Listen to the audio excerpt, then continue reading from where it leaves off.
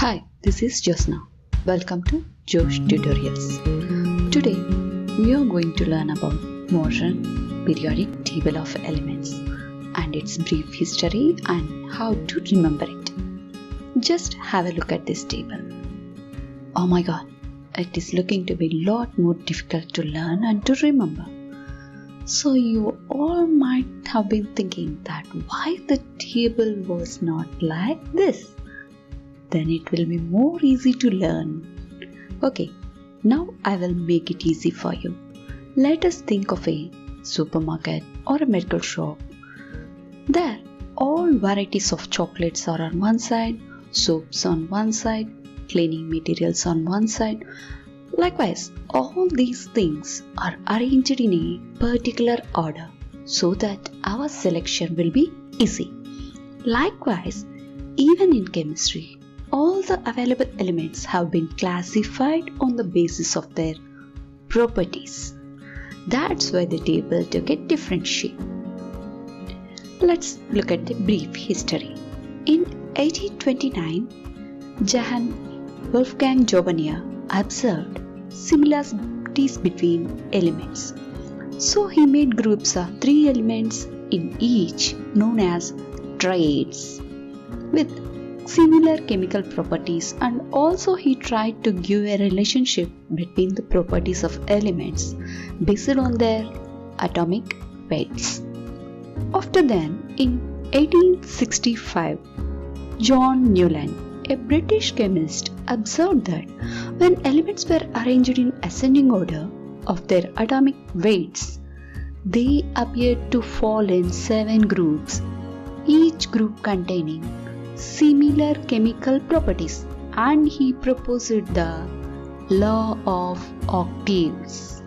As the notes of music sa, re, ga, ma, pa, da, ni, the law of octaves state when elements arranged in ascending order of their atomic weights, they fall into a pattern in which the property is repeated at regular intervals.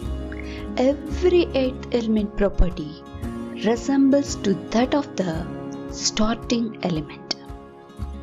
Then in 1871, Dmitry Mendeleev periodic table published in Annalen der Chemie states that the physical and chemical properties of the elements are periodic functions of their atomic weights. The 8 vertical columns in Mendeleev periodic table are termed as groups, and each group is divided into 2 subgroups A and B. Based on these arrangements, he predicted some elements were missing and left blanks for them to find in future. And he even named them as eka-boron, eka-aluminium, eka-silicon, and so on. And they were discovered later.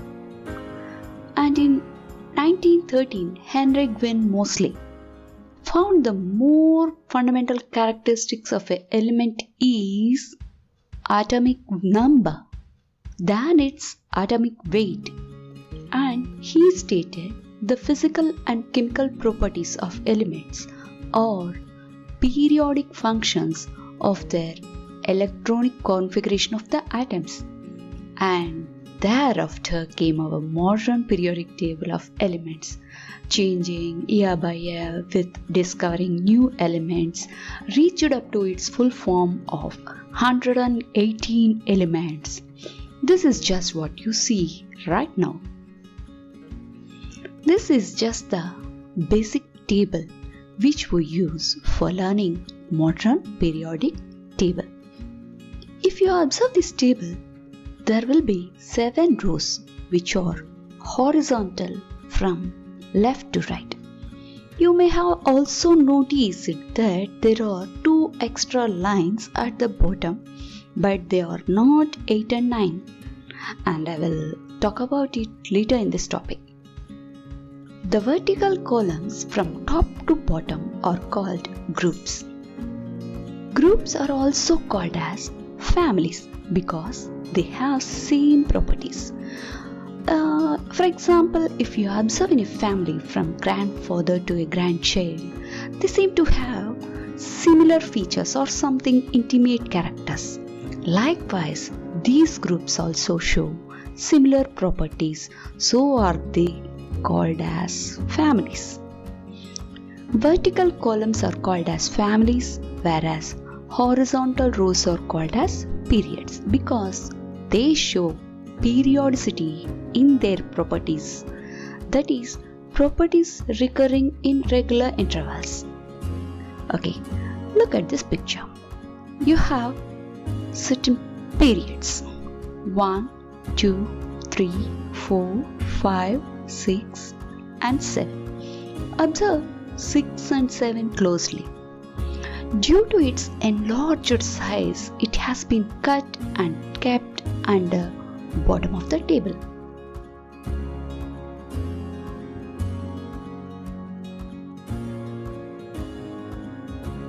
Look at these groups.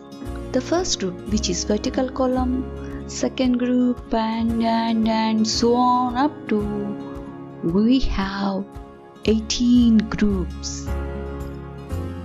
This is the first group of family of the periodic table named as alkali metals from hydrogen to francium.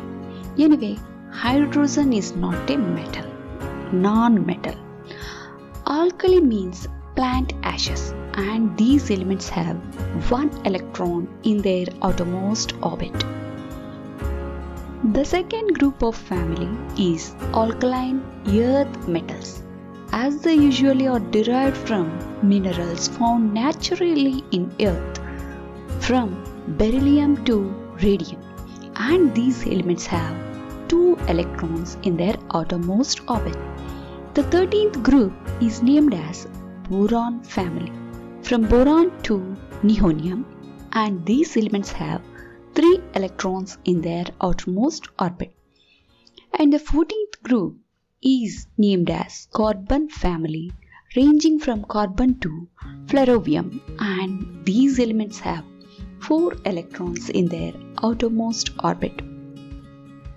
15th group is named as nitrogen family, ranging from nitrogen to moscovium, and these elements have 5 electrons in their outermost orbit. 16th group is named as chalcogen family, as the elements in this group form ores with metals, and the group ranges from oxygen to livermorium, and these elements have 6 electrons in their outermost orbit. The 17th group is named as halogens. Halo means sea salt, as most of the elements in the group are obtained in nature from sea salt. They are called as halogens. This group ranges from fluorine to tungsten, and these elements have 7 electrons in their outermost orbit. The last 18th group, they are called as noble gases. These elements have 8 electrons in their outermost orbit, which is completely filled, and hence they are chemically inactive, also called as inert gases. Their electronic configurations form the basis for octet rule. To remember the first 2 groups and together termed as s block elements, as the electron enters the s orbit. From hydrogen to francium, you can observe single electron in lost orbit. From beryllium to radon, we observe 2 electrons in their lost orbit. And the last 6 groups, that is from 13 to 18, the electron enters into the p orbit. So they are termed as p block elements. In between S and P blocks, there exist 10 groups from 3 to 12, where the electron enters into the d orbit. So these elements are termed as d block elements, also called as transition metals, as they exhibit transition property in their metallic character. And the last two horizontal rows at the bottom of the table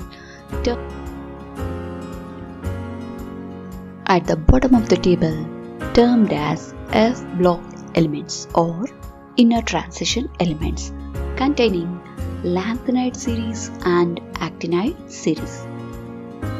Now together with all the blocks in a table, to the left is S block elements, to the right P block elements, and in between D block elements, and to the bottom F block elements.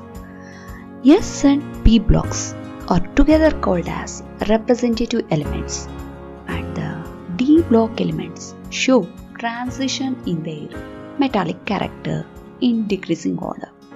So they are termed as transition metals, and F block as inner transition elements with mostly radioactive elements. Now as you observe the gap between S and D blocks, there is F block elements. From 57 to 71 and 89 to 103. If they are placed between S and D, the table becomes so long in size, and in order to keep its simplicity, it has been cut and placed under the bottom of the table. Now you can understand that they are belonging to 6th and 7th periods only. Look at this modern periodic table, which was perfectly organized. That makes easy for us to remember them along with their properties. One more interesting thing to remember, all yellow colored elements are metalloids and blue are non-metals, and the rest of red are metals. That's it for today, and in the next topic I will make sure to introduce how to write a electronic configuration of elements with the help of this table. I hope you liked this video. Please share it to the needed students and make them subscribe, and also make sure to post a comment of your future needs.